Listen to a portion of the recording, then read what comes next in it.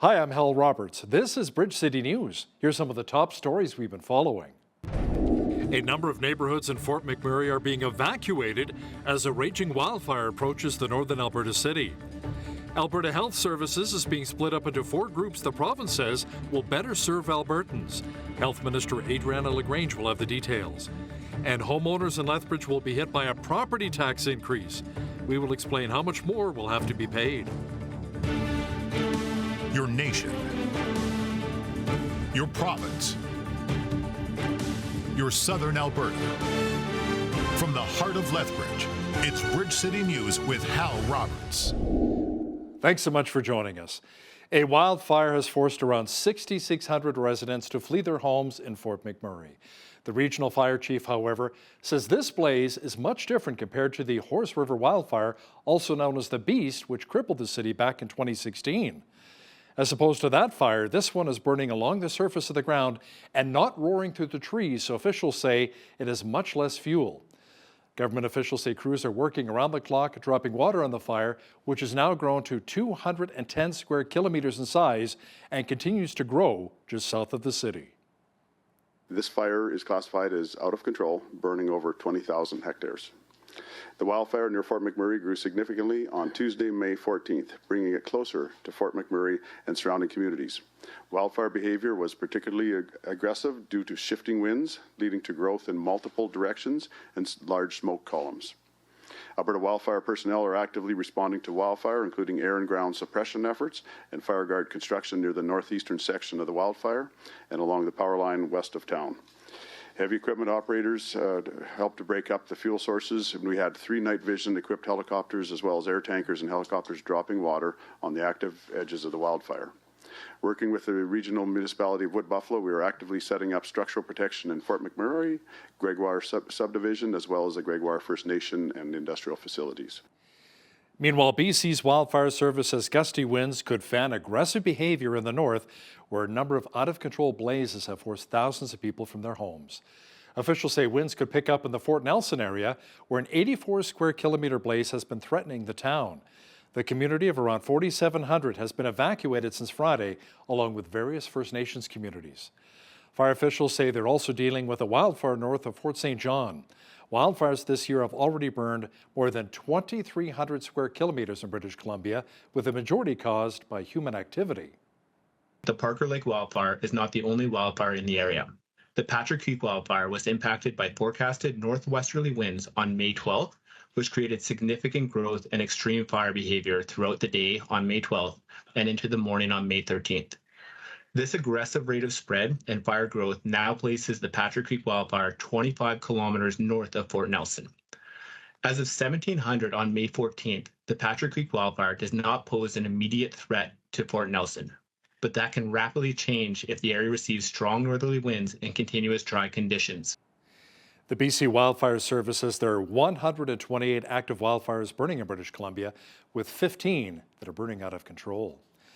Crews battling a wildfire in northwest Manitoba say it may take more than a month to completely extinguish that blaze. More than 500 people were forced to flee the Cranberry Portage area due to a fire that now measures more than 300 square kilometers.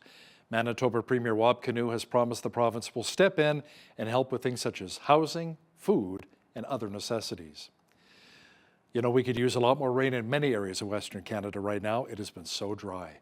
Jeanette Rocher is now with an early look at our forecast here for southwestern Alberta. Jeanette, it appears as though more moisture may be on the way for our region? Well, that is accurate, Hal. In fact, we could see a chance of thunderstorms this evening, along with a 30% chance of showers and some wind, 40 to 60 kilometers per hour. That wind lightening up a little bit later on this evening. And then tomorrow, we are kicking things off with another 30% chance of showers early in the morning. The day shouldn't be that bad, though. We're looking at a high of 24 degrees, so quite warm. And actually, as we get further on into the day, we're going to see that sunshine again, mainly sunny skies with some scattered clouds there. So not too bad at all, along with that moisture for the farmers. Now, how will the long weekend shape up? Well, I'll be back later in the show to let you know all about that. Looking forward to it. Thanks so much, Jeanette. Charges have been dropped against PPC leader Maxime Bernier in connection with a protest he was involved in back in 2021. Bernier attended a protest against Ontario's stay-at-home order in Niagara Falls. There was a crowd of around 500 people who gathered to hear various speakers, including Bernier. Chris Fleury is a lawyer with Charter Advocates Canada, which is funded by the Justice Centre for Constitutional Freedoms. He represented Mr. Bernier in this case and joins us now from Belleville, Ontario. Chris, what were the original charges against PPC leader Maxime Bernier? One was under the Emergency Management and Civil Protection Act.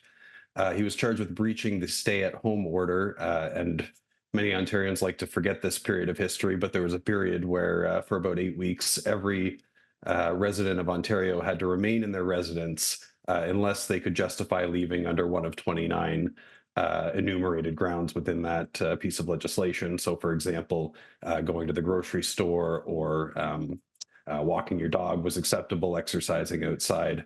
But unfortunately, attending a peaceful gathering outside, attending a peaceful protest was not permitted. So he breached that particular regulation, was the allegation. And he also breached another regulation which imposed gathering limits outside. That was under the Reopening Ontario Act. And I can't help but note that the practical effect of the Reopening Ontario Act was actually to close most of Ontario for a period of about 2 years.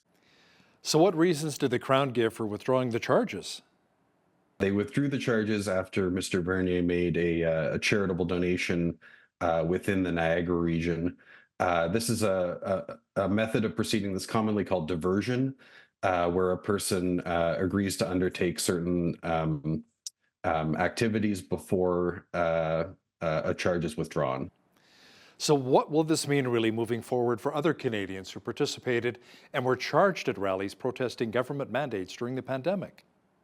What Ontarians and Canadians should really look to is Mr. Randy Hillier actually has an appeal case coming up where he did challenge these pieces of legislation in the Ontario Superior Court, and specifically the stay-at-home order. That was challenged back in 2023, and he's appealing the ruling. So he lost the ruling back in 2023, and he's before the Ontario Court of Appeal, in September.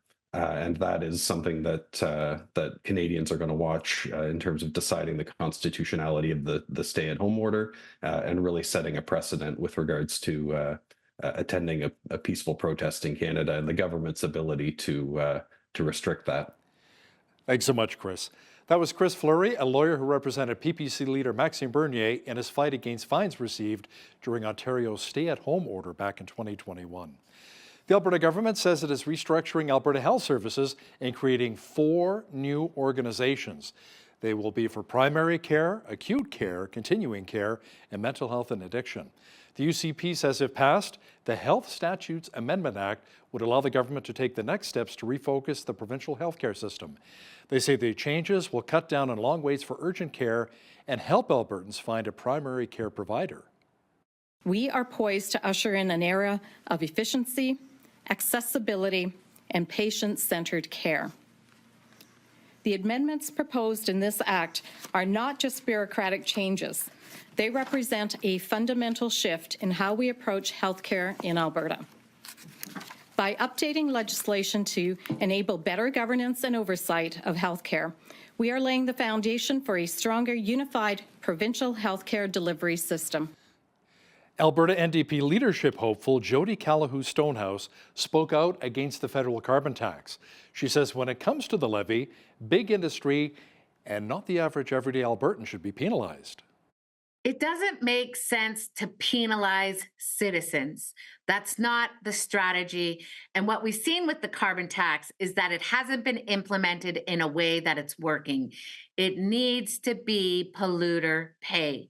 If an industry is polluting, they need to be held accountable. If they're not going to clean it up, then you pay, and then we hire folks to clean it up. So when we think about the carbon tax, it's not about penalizing citizens, it's about holding industry accountable that is polluting our water and our airspace and causing harm for our children and grandchildren. Be sure to catch my full interview with Alberta NDP leadership hopeful Jody Callahoo-Stonehouse coming up in the second half of our program. The City of Calgary is making a major change when it comes to its housing laws. City Council voted for zoning changes that will allow for higher density housing in areas where only single detached homes were allowed. The vote follows weeks of contentious public hearings with around 75% of residents speaking out against the zoning change. A Calgary real estate broker says depending upon what side of the fence you're sitting on, the zoning changes could be good or bad for the city. The big thing that's happening in our city is you have a lot of people who are for this, we have a lot of people who are against this. And those that are for it are really looking for future growth. I mean, the city is growing quickly and there's a lot of things that are changing.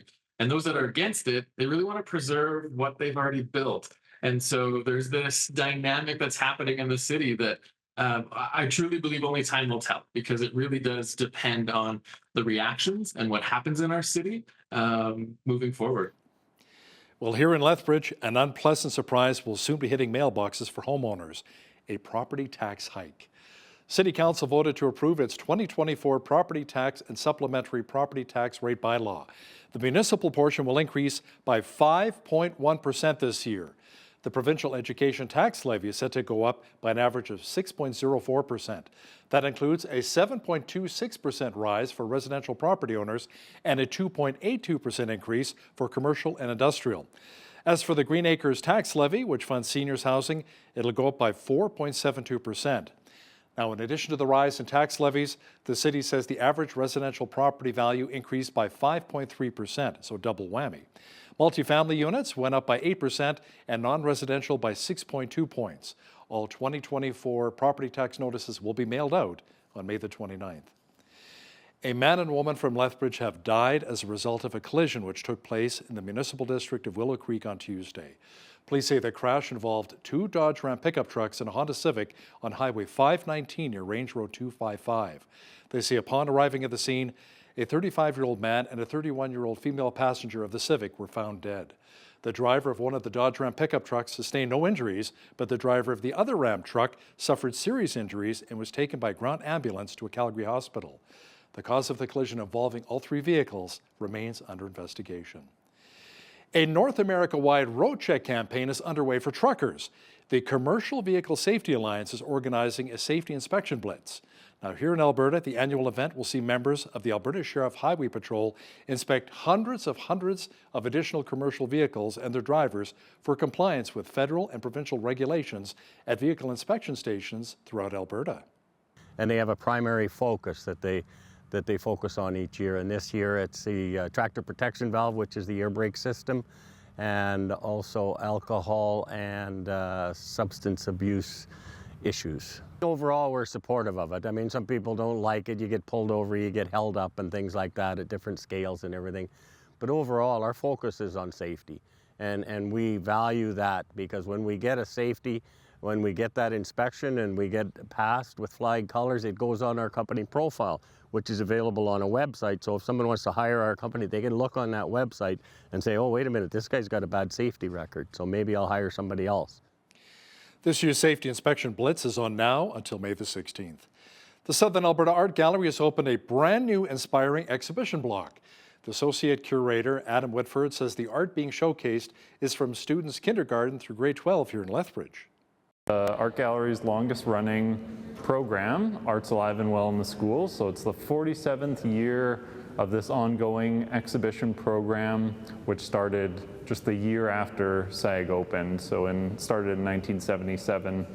And we're showcasing artworks from artists all across Lethbridge from grades K to 12. So we have, I believe, over 270 artists in the exhibition. Some have their work projected on the walls, and a lot of artists from grades 9 to 12 are showcased in the gallery. So we just had our opening last week, so artists and families can all come and see all the shows together.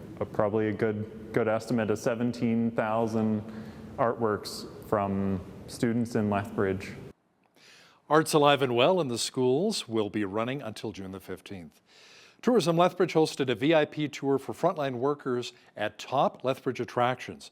Dominika Wuchik, Senior Director of Communications and Tourism Lethbridge, says the goal is to create a better visitor experience which leads to stronger economic impact for our city. So today we are on the VIP tours, which is the Visitor Information Provider tours. These tours are for our frontline workers to teach them a little bit about creating a better visitor experience for our visitors coming into Lethbridge. We all know that as a visitor, we want the locals' input of where are the hot spots to eat and what's there to do. And so we are just trying to inform the community and showcase some of our best of Lethbridge items so they can create that experience for our visitors. So today we are going to Nikayuko Japanese Gardens. We are at CASA at the Southern Alberta Art Gallery, as well as the Galt Museum. Visitor experience directly leads to economic impact because we know that the more visitors we have, the better experiences they have. They're going to want to extend their stays, come again, tell their friends and family. Now, during the trip, attendees enjoyed lots of fun facts about our city, participated in trivia games, and even discovered some hidden gems. The BC government says it will invest $200 million to support a new after-school care program. Officials say it will use the schools as daycare facilities. BC Premier David Eby says under the new plan, 180 new childcare spaces will open across 3 school districts. He says childcare is a challenge for many working parents. There are very few parents who work at a place where the hours are 9 to 3.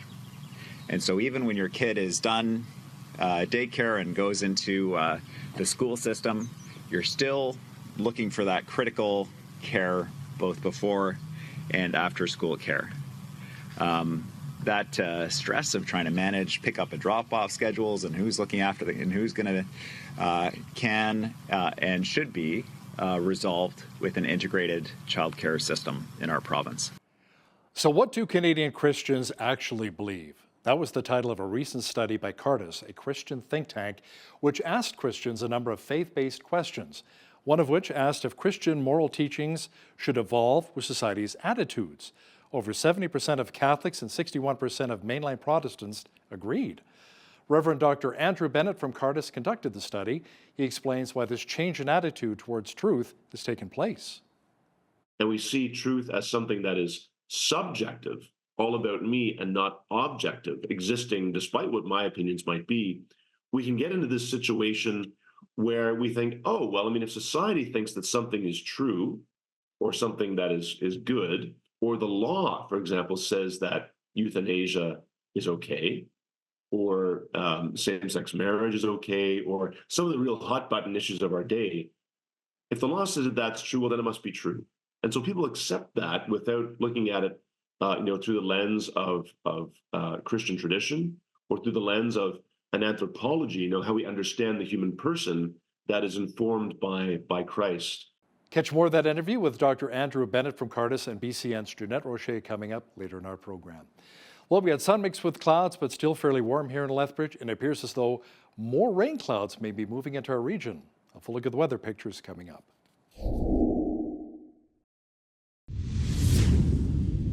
So the average high for this time of year for Lethbridge is 18 degrees. Yet it's nice to know that we've been above or right at that mark lately. Jeanette Rocher is on now with all of the weather details. Jeanette, things may be cooling off a little, however, as the rain clouds return. Well, it will be cooling down in time for the weekend, yes, but our Thursday forecast still remaining quite warm. We're seeing that high of 24 degrees, and actually we're seeing a 30% chance of showers beginning this evening into Thursday morning. After that, though, things should actually clear up a bit for us on Thursday. We could see some sunshine with some scattered clouds there for the rest of the day on Thursday, up to 60K winds as well. Now, here's where things start to cool down. I was going to say slow down, but we're going to cool down a little bit on Friday as that rain increases. We're going to see rain on Friday right through Friday night to start off that weekend there. Saturday, mainly sunny skies, high of only 16 degrees, down to 11 on Sunday, and seeing rain again for that day. And then Monday, which is Victoria Day, mix of sun and cloud, high of 17 degrees, and then 18 on a Tuesday with a mix of sun and clouds. So average high for this time of year, 18. We're going to be well above that tomorrow, but more around that mark on the long weekend there. 4 degrees is the average low for this time of year. 30 was our record high on this day back in 1944. And in 1938, we were sitting at -2 for our record low. Daylight. Okay, we're seeing the sunrise this morning at 5:45. Sunset this evening right at 9:11, giving us 15 hours, 22 minutes of daylight, 4 minutes longer than we saw yesterday. Okay, so a bit of a rainy one on the west coast tomorrow. 30% chance of showers in Victoria. Could see some 70k winds in the Wanda Fuca Strait, high of 16, 15 for a high in Vancouver, 60% chance of showers there. And into Edmonton, seeing a high of 12 degrees tomorrow. Risk of a thunderstorm, periods of rain throughout the day. Calgary also seeing a 60% chance of showers. Risk of thunderstorms there, high of 20. And then fog dissipating in the morning in both of those cities. Same thing across the prairies. All three of these prairie cities, we're seeing fog in the morning, which is dissipating by noon, but we are seeing a 30% chance of showers. Risk of thunderstorms in all three of these prairie cities. High 18 Saskatoon, 19 in Regina, and a high of 17 tomorrow in Winnipeg. As we get to Toronto, seeing also a chance of showers tomorrow. Could see that risk of thunderstorm as well. 21 for a high. Ottawa, mainly cloudy skies. High of 24. 27 is the humidex there, so it's going to be a warm and muggy one tomorrow. 21 in Montreal with a high of 40, with a 40% chance of showers. And then as we get into Atlantic Canada, Fredericton, seeing a 30% chance of showers, 24 for a high. 24 also the expected high tomorrow in Halifax, seeing scattered clouds tomorrow. 18 is the expected high in Charlottetown, and a high of 12 degrees tomorrow in St. John's, looking at periods of drizzle and fog patches. So there you have it. That is your forecast. A Japanese company has announced it will build a $1.6 billion plant in Ontario's Niagara region. Officials say they'll be manufacturing a key electric vehicle battery component as part of Honda's supply chain in the province. Your $1.6 billion investment, along with your planned multi-billion-dollar investment for future phases, is going to boost job creation across our mining, auto, and manufacturing sectors. It's going to strengthen our homegrown electric vehicle supply chain and help ensure that all the components needed for the cars of the future are made in Ontario by Ontario workers from start to finish. Honda also announced recently that it is building an electric vehicle battery plant next to its Alliston, Ontario assembly plant. It'll be retooling to produce fully electric vehicles as part of a $15 billion project to create a supply chain in the province for the automaker.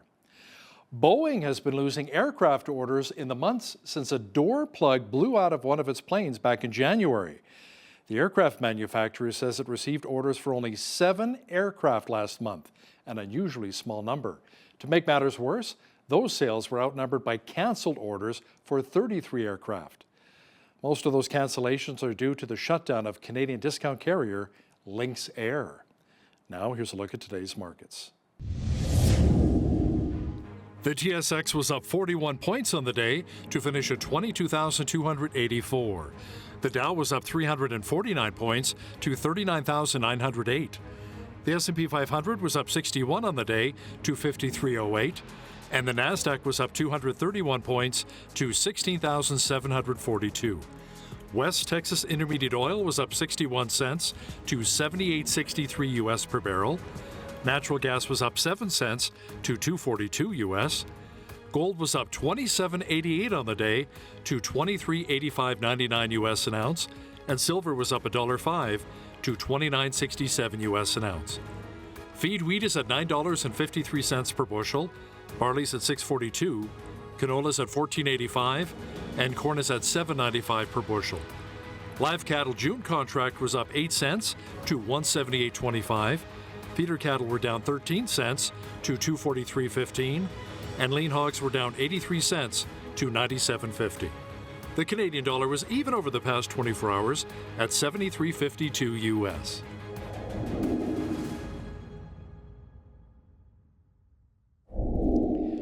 Recapping one of our top stories, a wildfire has forced around 6,600 residents to flee their homes in Fort McMurray.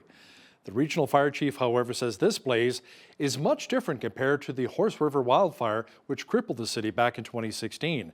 As opposed to that fire, this one is burning along the surface of the ground and not roaring through the trees, so officials say it has much less fuel. The regional municipality of Wood Buffalo says crews are working around the clock dropping water on the fire, which has now grown to 210 square kilometers in size and continues to grow just south of the city. The folks from the Christian think tank Cardis ran a study recently which asked, what do Canadian Christians believe?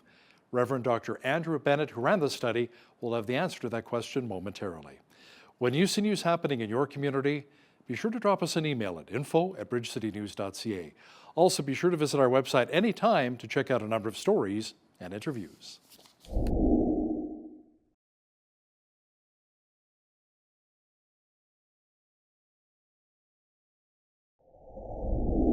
A recent study turned up some interesting results about what Canadian Christians actually believe. The study investigates if these beliefs are consistent with what an individual's Christian denomination belief is and if they match what the Bible teaches. So joining me from Ottawa is Reverend Dr. Andrew Bennett. He is the Faith Communities Program Director at Cardis, a Christian think tank, and the author of the study, Still Christian? What Canadian Christians Actually Believe. Welcome back to Bridge City News, Dr. Bennett. Great to have you on again. Thank you very much. It's wonderful to be with you. Absolutely. Okay, so maybe tell us how you did the research for this study. You partnered with the Angus Reid Institute, right? That's right. So we've had a long-standing partnership with the Angus Reid Institute going back about 7 years. They are our survey partners. So we developed the questionnaire in counterpart with them. And so the questionnaire really asks, first of all, we get people to tick the box. You know, what are you? Are you a Catholic? Are you an Anglican? Are you an evangelical? And if you're an evangelical, what type of evangelical Christian? Then we ask people a series of 7 questions through which we can sort of establish, okay, how religiously committed are you? How evangelical are you? How Catholic are you? And those questions are more than simply, do you go to church? We ask people whether they believe in God or a higher power. We ask them, do you read the Bible regularly? Do you have an experience of God in your life? Do you want your children educated according to your faith tradition? And then that gives us a sense of how committed they are. Then what we did in this study is we posed 20 statements, some of which touched on doctrinal matters, so what churches teach, and some looking at moral questions. And we asked people to either agree or disagree with those statements, and they could agree or disagree strongly or somewhat. And so we had a sample size of just over 2,000 Canadians, of which just over 50% were Christians. And then that broke down into the 3 main groups that we looked at were Catholics, mainline Protestants, and then evangelicals. And that's as defined by Statistics Canada. Okay. Now, in your research, you said 81% of evangelicals believe the resurrection of Jesus as a historical event, but only 48% of Catholics and 55% of mainline Protestants hold that belief. So that's a big disconnect, isn't it? It's a major problem. The question I think we have to look at first is, how is a person an evangelical Christian? How is someone a Catholic? How is someone a member of a mainline Protestant denomination? With evangelical Christianity, it's a fairly cut and dry understanding. You're either in or you're not. So you're either fully in, you're committed to your particular evangelical denomination, or you're not. Former evangelical Christians typically don't call themselves evangelicals still, whereas there are a lot of Anglicans, Presbyterians, and certainly Catholics who are baptized in that church or those denominations, but they've lapsed, so to speak. They don't go regularly to church. They're probably not reading the Bible often. But they're still kind of in the family, right? So we had the Archbishop Emeritus of Toronto, Cardinal Thomas Collins, speak to us at the launch event for the report. And he said, if someone asks the Archbishop of Toronto, how many Catholics are there in Toronto? He'll reply, 2 million. But how many of those go to church on a regular basis? Maybe 300,000. So there's a different way in being evangelical as opposed to how Catholics are and mainline Protestants are. Now, that being said, the fact that barely half of Catholics and mainline Protestants believe that the central truth of the Christian faith, that Jesus Christ rose from the dead on the third day for our salvation, that only half of them believe that that's an actual historical fact, is quite shocking. It points to a significant deficiency, I would say, in not only them being catechized, being instructed in their faith, but also just basic evangelization, asking the question that's so essential: who is Jesus Christ? And so I think we need to, maybe in a future study, dig into that a little bit deeper. Why is there this profound incoherence between someone who ticks the box and says, I'm a Catholic, but then half of them will say, well, I don't actually believe that the resurrection is a historical fact. Why is that? This survey doesn't really point to that specifically, but we can certainly come up with some hypotheses that we'd like to explore later. Yeah, I mean, I find this research of yours interesting. You called it shocking before we hit record there. But another finding was that 65% of evangelicals disagreed that Christian moral teachings should evolve with changes in society's attitudes, whereas 72% of Catholics and 61% of mainline Protestants agreed. So in other words, a majority of Catholics and mainline Protestants believe God's moral values are subject to changes imposed by modern society. Yeah, again, this is a major challenge, and I think it reflects the nature of let's say, the ocean that all of us are swimming in. Evangelical Christians, in part because of this distinction I mentioned earlier, where if you're an evangelical Christian, you're either in or you're out, you're going to see higher numbers of evangelicals disagreeing with this statement. But for those Catholics and mainline Protestants who, again, tick the box, that's what I am, how faithful I am, well, that's another matter. But these, like all of us, we're swimming in a sea of secularism. And the main sort of secular ideas that we inhabit and that we live with in Canada, even as Christians, are that truth is not objective, truth is relative.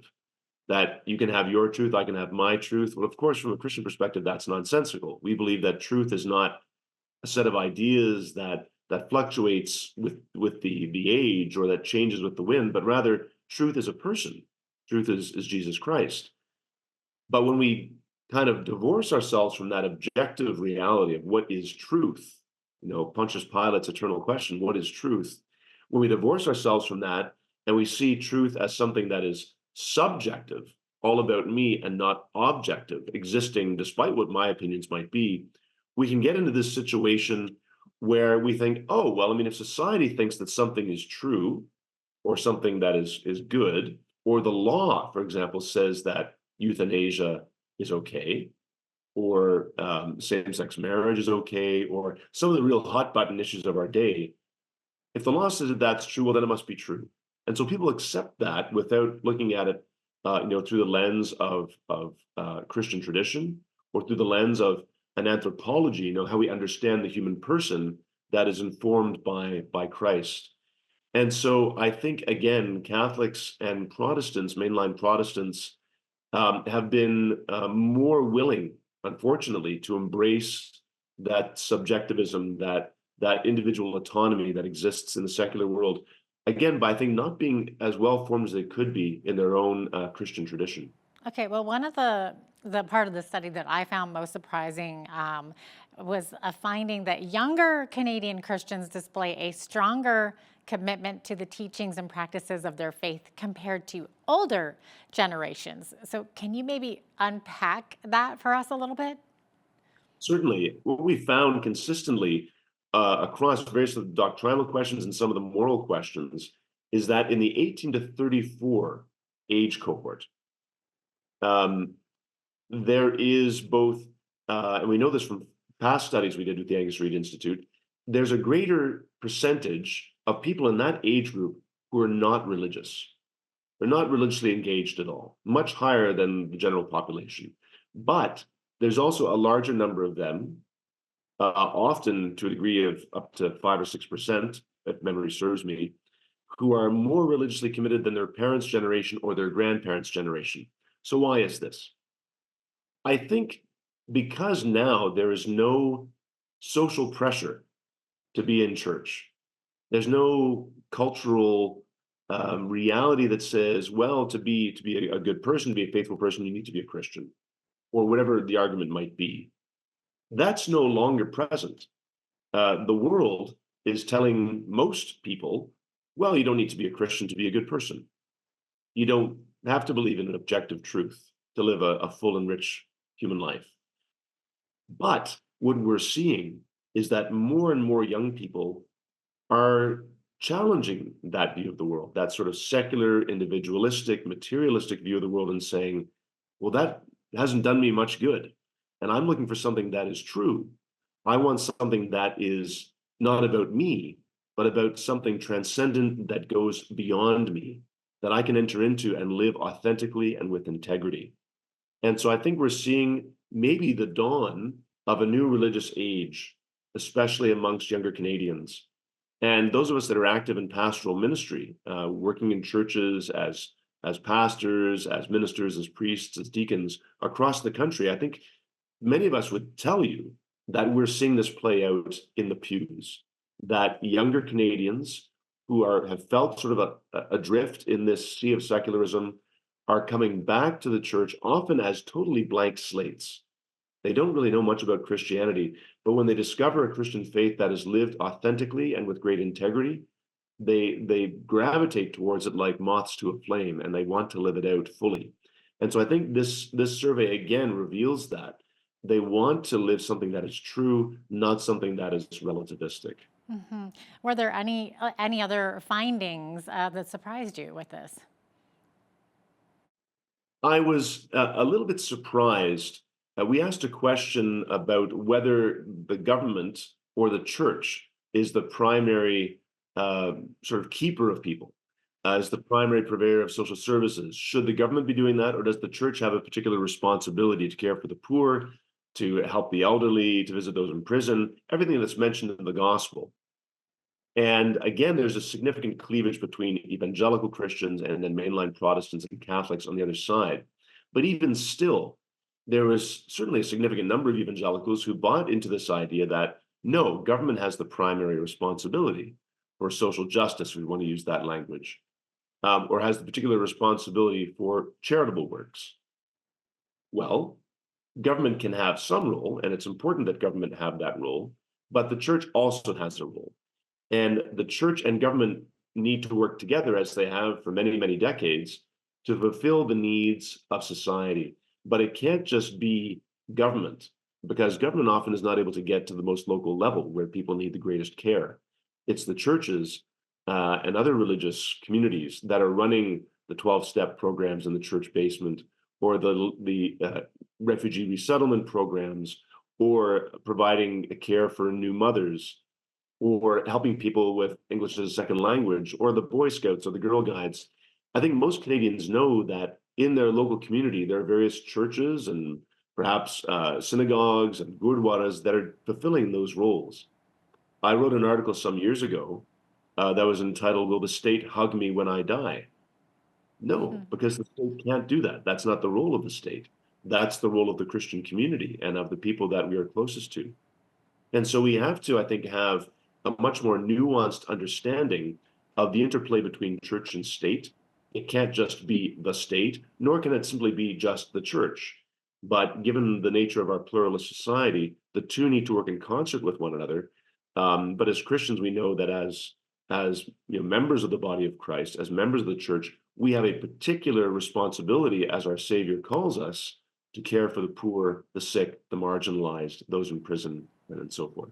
Was there much of a difference between how the three different groups responded to that one? Did you notice a variation, or was it just kind of the same?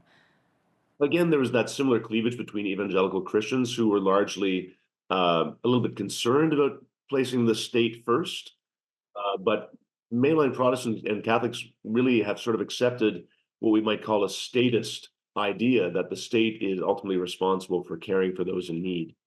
And I think that's troubling. I think it's a misunderstanding of how there needs to be that dialogue between church and state. There needs to be coordination and cooperation between church and state. And this has major impacts on current policy debates in this country. So, for example, should faith communities, should charitable institutions that are faith-based have charitable status? Should they be able to issue tax receipts? Is the advancement of religion, which has been a core form of charity, of charitable activity for centuries, should that still be enshrined in law? And I think as Christians, we recognize what Christians do in the world and other faith communities do. And so I think we need to, again, ensure that we have a right understanding of that relationship between church and state. So really quickly, what are the takeaways from this study? What can we learn from this? Well, I think the first thing to say is that we should not, although it's shocking, some of these findings, I don't think we should go running around as Christians and as Christian leaders with a sort of the sky is falling attitude, or the end is nigh. I don't think that's helpful. Rather, I think we need to see this as an opportunity to rethink, what are we doing? How do we evangelize people? How do we catechize or instruct people in the faith, from preschoolers all the way up to adults? And how do we support people in living a public faith when they are challenged by what the world offers? How do they offer an effective Christian response to that? And I think that this study should be a clarion call, should be a wake-up call to us as Christian leaders and as faithful Christians, that we need to pull up our socks and think of new ways to live out our Christian life and to instruct people, inform people in the faith, and therefore proclaim the gospel in the world. All right, looks like we're out of time here, but thanks so much for joining us today, Dr. Bennett. Great to have you on. Thank you.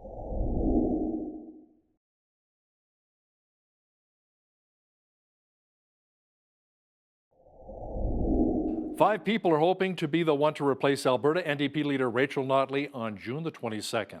Now, one of the candidates is MLA for Edmonton-Rutherford and a member of the Mitchell First Nation Treaty 6, Jody Calahoo-Stonehouse, joins us now from Edmonton. Jody, welcome to Bridge City News. Thank you, Hal. It's great to be with you all. You bet. Now, Jody, explain why you think you are the best candidate for the job to replace Rachel Notley. Well, it's some tough competition for folks to have to decide, but really what it comes down to is who is going to look after all Albertans, who has the skill set and the compassion, the integrity, and the drive to beat Danielle Smith in the UCP and then to clean up the mess. And undoubtedly, that is me. Let me ask you something, though. You got a pretty big name candidate in Ed Nenshi, former Calgary mayor. Some people says, it brings a little bit of star power here. How do you beat a name like that in a leadership race? Well, he does bring star power, and he was the mayor. But we just have to look at his record, and we have to look at the time that we're at. And right now we are facing a climate crisis, a water crisis, the drought. And my first policy I released was around water protection and allocation, because it is foundational to how all of our industries, our agriculture, our irrigation, oil and gas, everything we do revolves around water, and that is essential. So our governance must place priority on that. And I'm the only candidate who has done that. And it's essential to Alberta thriving and surviving. Yeah, we've seen a lot of dryness this past winter, a lot of drought, not a lot of snowpack in the mountains. So let's flesh out the water agenda a little bit more here. One of your objectives would be to introduce the Albertans' Right to Water Act. Can you explain what this is really all about? Yeah. As I said, our economic systems rely on water. And right now we have agreements. The provincial government sat down and we have these agreements, but that's not enough. And so the act itself talks about ways we are going to sit with ranchers, farmers, industry, communities, municipalities, and have these contracts solidified, but also we need to invest in innovation. That is essential to reducing our water use. How are we going to be innovative? And also building an institute of excellence in Lethbridge. We need to invest in academic rigor, the way our young people are. This is the crisis of their generation. We have to give them the investment, the tools, and the resource to solve this crisis. And it is a crisis. It is a water crisis. Let's be honest. We're at stage 4, and stage 5 is detrimental. And we have cattle to ensure that we have crops to grow. We've got oil and gas we need to continue to process. We want to keep the energy in houses. We want food in the fridge. And so this policy is foundational in ensuring ensuring Albertans have access to the resources we need. We want to make sure that the future generation, not just us, but our children and our grandchildren, can also survive and thrive on these beautiful lands. Now, your plan would also involve establishing a center of excellence at the University of Lethbridge to invest in the research, development, and commercialization of innovative water technologies. So, Jody, why here in Lethbridge? Well, we know that the water drought is going to be the most dangerous in southern Alberta. We already know the snowpack, as you mentioned earlier, is the lowest it's ever been. The soil, the moisture is the driest it's been recorded in 105 years. We had the hottest March ever recorded in history. And we've seen down in the rivershed, down below in the bow, that it's the lowest it's ever been. And so we have to invest where the crisis is. We want to make sure that the solution is going to be where it's relevant, so we can ensure that southern ranchers and southern farmers and industry in the south, so that cities like Lethbridge and all the beautiful towns around there, Okotoks, we know they're going to have a huge water problem. We have to make sure that people down in the south are thriving with water. And that's why the investment in Lethbridge, because the crisis is going to hit there the hardest. Now, you are currently the opposition critic for environment, parks, and climate resilience. What would your priorities be in the area of climate change? Well, of course, water is foundational, and then we got to look at carbon capture, and we have to really invest in Albertans. We have to invest in our labor and our talent recruitment, and we have to do things a little differently. We're already doing things. We have to double down on renewables. We have this moratorium, which has caused huge harm in investment. We have to bring those investors back into Alberta. We have to stabilize our economy, because we know many of our systems are broken, the healthcare, the education. And in order to fix those, we need money, which means our economic systems have to be sound, which means energy. Alberta has been the source, the number one economic source around the world because of our oil and gas and our energy. Double down on our renewables, which means getting geothermal. We're already experts in drilling. Geothermal is just another form of drilling. Norway gets 72% of their total power through geothermal, through steam power. So having geothermal, having our wind turbines up and thriving and running properly, getting our solar panels up and making sure we're doing carbon capture, turning the climate crisis into climate economics. That is what is going to make Alberta a global leader and competitor in the market economy, is turning our crisis into our economic system so that we are thriving as Albertans. We need to make sure Albertans have jobs, that families are able to give, the affordability crisis. Part of the part of being on tour with people and going around with Albertans is people are devastated. People are losing their jobs. They can't afford, they're making decisions between utilities and groceries. So we have to increase the economics of our province, and that means doubling down on renewables. I'm glad you brought up the oil and gas sector and the renewables. Jody, how do you create that synergy there and that proper balance? Because as you know, the energy sector, oil and gas, employs thousands of Albertans, and then there's also the renewables and opportunity in that regard. So how do you kind of put eggs in both baskets here? Create that synergy. Yeah, and that's exactly it, Hal. We've got to make the basket bigger and make the basket whole, and all of those systems of energies are what are going to provide for Albertans. It's not this or that, it's all of it. We are going to need all of it. And when pressure was put on oil and gas to reduce their water consumption, because historically it took 5 barrels of water to process a barrel of crude. Now they are down to 1 barrel of water per barrel of crude, which is a substantial accomplishment. And they did it.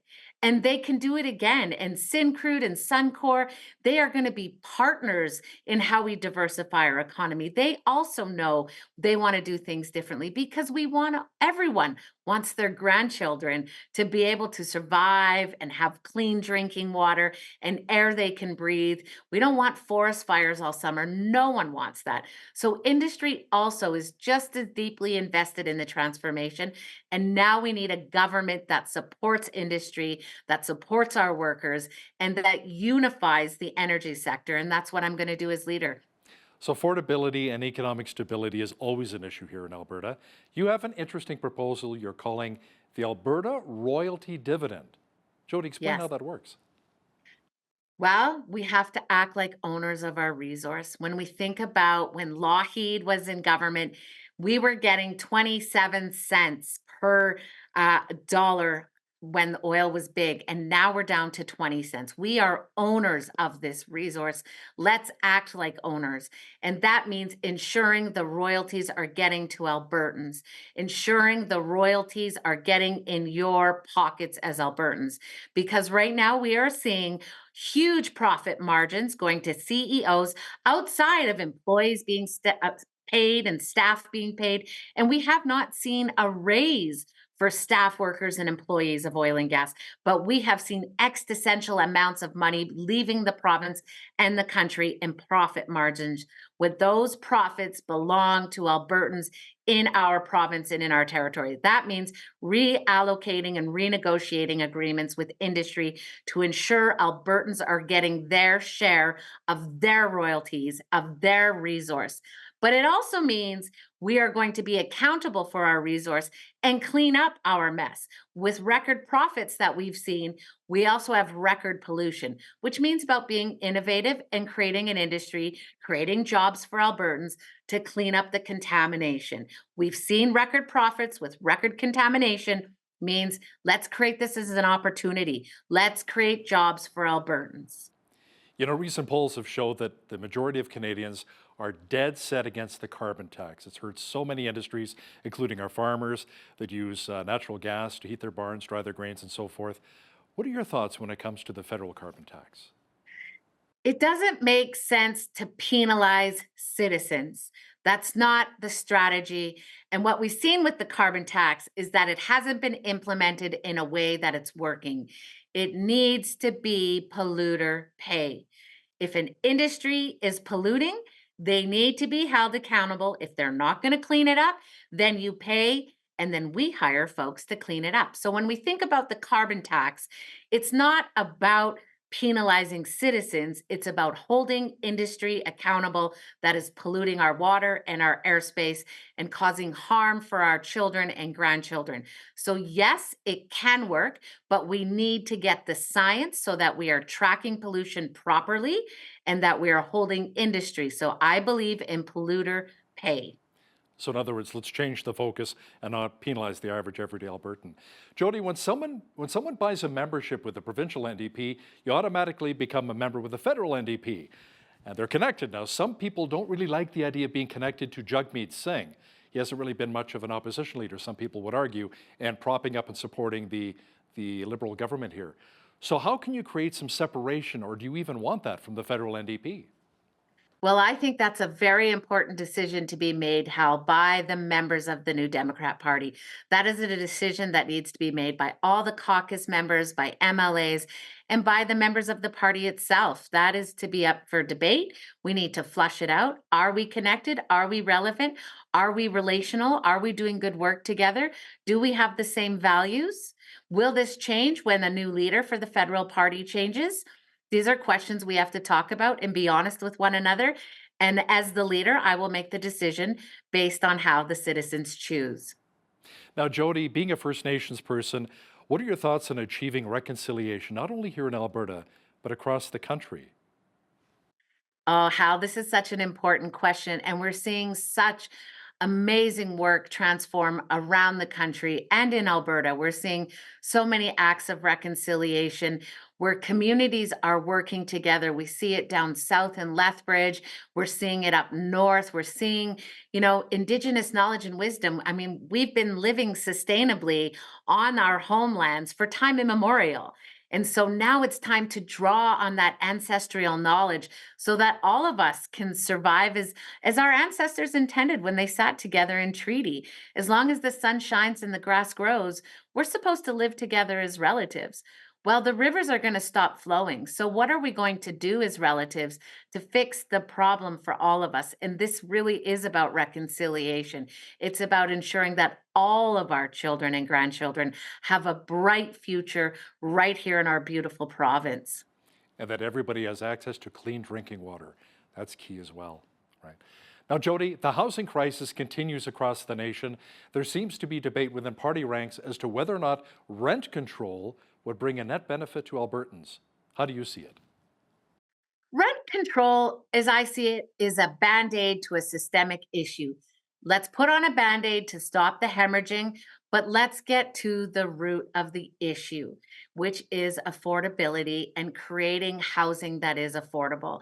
And as government, with record profits, we can invest in affordable housing and then build wraparound services, because we know in Alberta we have folks with complex needs that need to be supported. Housing just isn't enough. So providing folks with the supports. We have more children than ever before in our history in child welfare. That means we're doing something wrong. So we have to create systems of support that create healthy families so they can thrive, so they can live together and afford to pay their bills. Poverty is the crippler. People can't afford housing and groceries. That's what causes the harm. So addressing affordability is essential, which is why getting to the root of it is our resources, ensuring we have equity, ensuring we're investing in our talent and our youth, creating jobs for people so that people can, have these wonderful families. That's the goal for all Albertans. We all want to have our family in our home. So let's make it possible. And it is possible. We are the richest province in the country. We have to make our priority us. Now, when it comes to healthcare, Jody, what kind of changes would you like to see to be most beneficial for Albertans? Growing up with my dad being a paramedic and a nurse, and my grandmother a nurse, and my cousin a doctor, I have listened to stories of the degradation ever since the nuns left the healthcare, the cleaning. And now we are at a crisis where families are waiting on hours upon hours to see a doctor. And some families in the rural areas have to drive up to 8 hours to see a doctor. That's not acceptable. That's not okay. So the work we have to do, first of all, is get our doctors back from British Columbia. We have to respect them, offer contracts that are meaningful. We want doctors in the rural. We want doctors in the city. We also have to respect our nurses, the helpers, right down to the people who clean the floors in the hospitals. Their jobs are just as essential and important, which means having respectful negotiations, making sure that they are being paid appropriately, that their contracts are solidified, and working with people in the system to build it, trusting the experts. Bureaucrats and politicians are not experts in healthcare. We have to trust the people who are the experts and believe in them and build and repair the systems with them. Jody Callahoo-Stonehouse is the MLA for Edmonton-Rutherford and one of 5 candidates vying to replace Rachel Notley as the leader of the Alberta NDP. Jody, thanks so much for joining us today from Edmonton. Thank you, Hal, and thank you to everyone at Bridge City. See you soon. On behalf of all of us here at Bridge City News, I'm Al Roberts. God bless and thanks for watching.